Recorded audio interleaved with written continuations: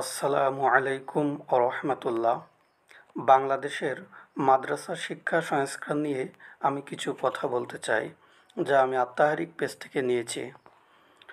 বাংলাদেশের শিক্ষা ব্যবস্থার অবিচ্ছেদ্য অঙ্গ হলো মাদ্রাসা শিক্ষা। দ্বীনি জ্ঞান, আখলাক আর সমাজ সংস্কারে আমাদের দেশের মাদ্রাসাগুলো যুগ যুগ ধরে অসাধারণ অবদান রেখে আসছে। কিন্তু এটা অস্বীকার করার উপায় নেই যে মাদ্রাসাগুলো নীতি, পদ্ধতি, শিক্ষা কারিকুলাম, অবকাঠামোর আধুনিকায়ন আর উন্নত ব্যবস্থাপনার ক্ষেত্রে যথেষ্ট পিছিয়ে আছে। ফলে এদেশের প্রায় ৮০ লক্ষ কওমি মাদ্রাসার শিক্ষার্থীসহ আলিয়া মাদ্রাসায় পড়ো আরও প্রায় অনুরূপ শিক্ষার্থীরা শিক্ষা ও কর্মক্ষেত্রে সাধারণ শিক্ষা প্রতিষ্ঠানের তুলনায় অনেকটাই পিছিয়ে আছে।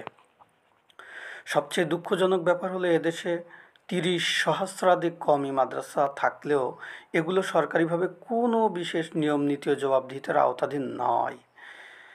এদেশের জাতীয় শিক্ষা ব্যবস্থাপনায় যাদের কোনো আনুষ্ঠানিক স্বীকৃতিও নেই, যদিও ২০১৭ সালে তৎকালীন প্রধানমন্ত্রী কওমি মাদ্রাসার সর্বোচ্চ স্তর দাওরায়ে হাদিস তাকমিলকে মাস্টার্স ডিগ্রির সমমান ঘোষণা করেন, যা ২০১৮ সালে আইন পাশের মাধ্যমে আইনি স্বীকৃতি লাভ করে। এই স্বীকৃতির ফলে কওমি শিক্ষার্থীরা ইসলামিক স্টাডিজ এবং আরবি বিষয়ে মাস্টার্স ডিগ্রি লাভের একটা সুযোগ পান। তবে নিচের স্তরের মান না দিয়ে সরাসরি সর্বোচ্চ স্তরটির মান দেওয়ায় এই সনদ কোনো কাজে আসছে না। এই সমস্যা সমাধানে কওমি মাদ্রাসার শিক্ষা সনদের স্বীকৃতির জন্য বাংলাদেশ কওমি মাদ্রাসা শিক্ষা কমিশন গঠন করা হয়েছিল, কিন্তু পরে তা বাস্তবায়ন হয়নি। ফলে যোগ্যতা থাকা সত্ত্বেও কওমি মাদ্রাসা শিক্ষার্থীরা উচ্চ শিক্ষা প্রতিষ্ঠান থেকে উচ্চতর ডিগ্রি নিতে পারছে না। এজন্য কওমি মাদ্রাসার নিচের স্তরগুলোর মান নির্ধারণ করা সহ জাতীয় মানে আসার জন্য বিশেষ কিছু আইনি পদক্ষেপ গ্রহণ করা অতীব জরুরি। সম্প্রতি মাদ্রাসা শিক্ষা সংস্কারে অন্তর্বর্তী সরকার বেশ কিছু গুরুত্বপূর্ণ উদ্যোগ নিয়েছে, যা খুবই প্রশংসনীয়। এ বিষয়ে আমাদের জরুরি কিছু পরামর্শ, আর তা হলো কওমি ধারার বোর্ডগুলিকে ও তার সনদগুলিকে সরকারি স্বীকৃতি দিতে হবে। তবে সঙ্গে সঙ্গে আলিয়া মাদ্রাসার ন্যায় কওমি মাদ্রাসাগুলির ভৌত কাঠামো উন্নয়নে সরকারকে সাহায্য করতে হবে।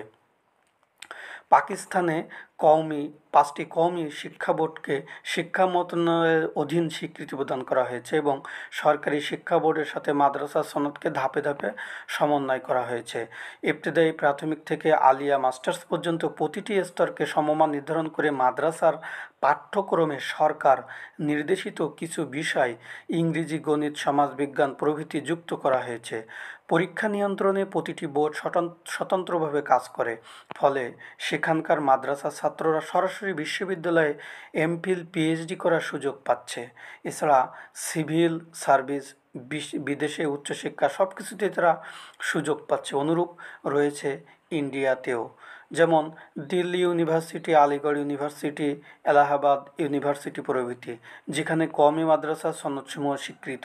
সুতরাং বাংলাদেশের কওমি মাদ্রাসাগুলোতেও প্রচলিত 2 বছরের সানাবিয়াকে ইন্টারমিডিয়েট আর 4 বছরের কুল্লিয়াকে বিএ অনার্স এবং 1 বছরের তাখাসুসকে এমএ মান দেওয়া যেতে পারে। এ ধরনের জাতীয় উদ্যোগ নিলে কওমি মাদ্রাসার শিক্ষার্থীরা শুধু দ্বীনি জ্ঞান অর্জনে নয়, রাষ্ট্র ও সমাজের মূল ধারাতে সরাসরি সম্পৃক্ত হতে পারবে। দক্ষতার পাশাপাশি তাদের সততা, আমানতদারিতা থেকে উপকৃত হবে সমাজ ও রাষ্ট্রের প্রতিটি সেক্টর। সরকারি সাহায্যপুষ্ট আলিয়া মাদ্রাসার ভৌত কাঠামোগত উন্নয়ন যথেষ্ট হলেও শিক্ষা ব্যবস্থায় এতটাই অচলাবস্থা বিরাজ করছে যে আদতে সেখানে কোনো লেখাপড়া নেই। শিক্ষক কর্মচারীগণ বড়জোর হাজিরা প্রদানে সীমাবদ্ধ থাকেন।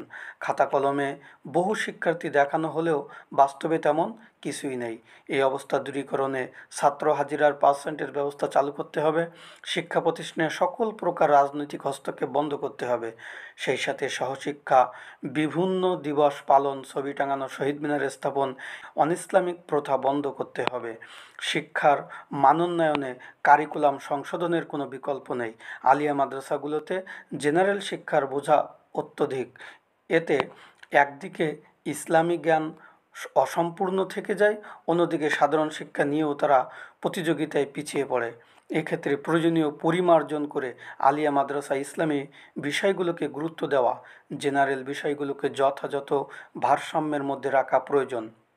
নতুবা এখান থেকে যারা বের হচ্ছে তারা অধিকাংশই হচ্ছে না ঘাড়কা না ঘাটকা।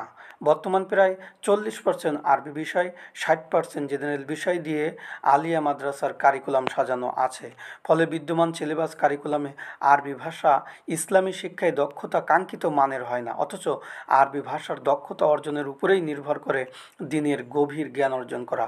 এজন্য অন্তত 70% ধর্মীয় বিষয়, 30% সাধারণ বিষয় যুক্ত হওয়া আবশ্যক, যার উদ্যোগ ইতিমধ্যে গ্রহণ করা হয়েছে। ফালিল্লাহিল হামদ। ইসলামের প্রকৃত শিক্ষা হলো পবিত্র কোরআন ও সহিহ হাদিসের আলোকে বিশুদ্ধ আকীদার উপর প্রতিষ্ঠিত জীবন ব্যবস্থা। প্রচলিত মাদ্রাসার কারিকুলামে এই দিকটি উপেক্ষা করায় দিন আর সমাজ উভয় ক্ষেত্রেই ব্যাপক বিভ্রান্তি তৈরি হয়ে আছে।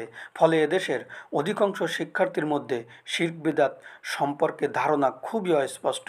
এ অবস্থার নিরলস কল্পে এ অবস্থা দূর করতে পাঠ্যপুস্তকসমূহ সহিহ আকীদা আর মানহাজের ভিত্তিতে রচনা করা আবশ্যক। সর্বস্তরে যোগ্য শিক্ষক নিয়োগের ব্যবস্থা করতে হবে। এজন্য শিক্ষক নিয়োগের ক্ষেত্রে লিখিত মৌখিক পরীক্ষা অপরিহার্য। সেই সাথে শিক্ষকদের আকীদা, আমল, আখলাক যাচাই করা আবশ্যক। সন্তান প্রতিপালনে প্রাথমিক ও সর্বপ্রধান দায়িত্ব অভিভাবকদের। তারা সন্তানকে যে পরিবেশে, যে শিক্ষা প্রতিষ্ঠানে রাখবেন, সন্তান সেভাবেই গড়ে উঠবে। প্রতিষ্ঠানের ইমারত কথা বলে না, কথা বলে শিক্ষকগণ। অতএব যোগ্য আর আদর্শ শিক্ষক ব্যতীত আদর্শ শিক্ষার্থী গড়ে উঠতে পারে না। আমাদের মনে রাখতে হবে যে সংস্কার মানে মূল কাঠামো ধ্বংস করা নয়, বরং যুগোপযোগী করা। এজন্য মাদ্রাসা শিক্ষার্থীদেরকে ইসলামের মৌলিক জ্ঞানে পারদর্শী হওয়ার সাথে সাথে তাদেরকে তথ্য প্রযুক্তি, ভাষা, গবেষণা, সমসাময়িক বিষয়ে দক্ষতা অর্জনের সুযোগ করে দিতে হবে।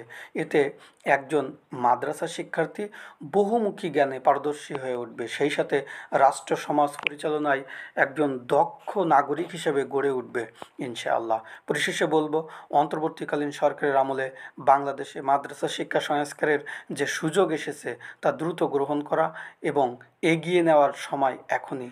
সংশ্লিষ্ট দায়িত্বশীলগণ এই সুযোগকে কাজে লাগিয়ে যত দ্রুত সম্ভব উপরোক্ত পরামর্শগুলো বিবেচনা করে কর্মপরিকল্পনা সাজালে মাদ্রাসা শিক্ষার সুদিন আবার ফিরে আসবে ইনশাল্লাহ। সঠিক ইসলামী জ্ঞান, আদর্শ চর্চার সুযোগ পেলে মানুষ তাদের সন্তানদেরকে মাদ্রাসামুখী করার জন্য সচেষ্ট হবেন। মাদ্রাসা শিক্ষা নিয়ে তাদের মধ্যে যে নেতিবাচক ধারণা রয়েছে তাও দূরীভূত হবে ইনশাল্লাহ। আল্লাহ আমাদের সহায় হন। আল্লাহুম্মা আমিন। আসসালামু আলাইকুম ওয়া রাহমাতুল্লাহ।